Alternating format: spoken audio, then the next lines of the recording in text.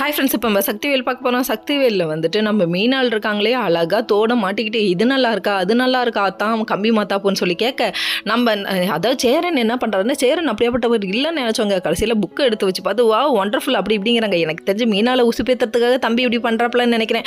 என்ன இவங்க தான் அழகா, அதெல்லாம் இல்லை, நான் இதுக்கப்புறம் விட மாட்டேன் என் அத்தானை, என் கம்பி மாத்தாப்பை விட மாட்டேன் அப்படி இப்படிங்குது. ஏமா என்னம்மா பண்ண போகிறேன் ஒன்றும் புரியலையே அப்படிங்கிற மாதிரி இருக்குது. அது மட்டும் இல்லைங்க, ஆஃபீஸுக்கு கிளம்புனவரை சூப்போட விடாமல் நிப்பாட்டி எனக்கு காசை கொடுங்கன்னு மொத்த காசையும் பறிச்சுக்கிட்டு இந்த பொண்ணு எதுக்கு போகுதுன்னா மாடர்ன் ட்ரெஸ் வாங்க போகுதான். சரி பரவாயில்ல விடுங்க, மாடர்ன் ட்ரெஸ்ஸில் பார்த்து நம்ம கொடுமையாக அனுபவிக்கணும்.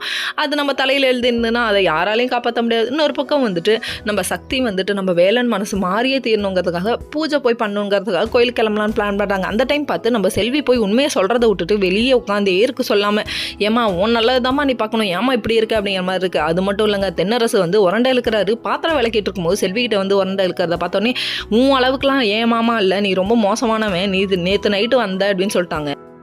அது மட்டும் இல்லைங்க, கண்ணா நீ பண்ணுறது ரொம்ப தப்பு, நீ எதுக்கு பிளான் பண்ணுறது நல்லா தெரியுதுப்பா அப்படின்னு சொல்லிட்டு நம்ம தென்னரசு தலையில் நறுக்கு 4 கொட்டு மூளையில் உட்கார வைக்கணும்னு தோணுதுங்க.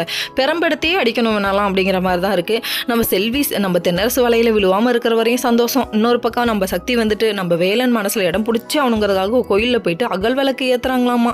தேவையாமா இது? என்ன பண்ணுறது, புருஷன் வந்துட்டு திடீர்னு இப்படி மனசு மாறிட்டு எல்லாருக்கும் கொஞ்சம் கஷ்டமாக தான் இருக்கும். அதனால் டேரக்டர் சார் கொஞ்சம் இறக்க வைங்க சார்.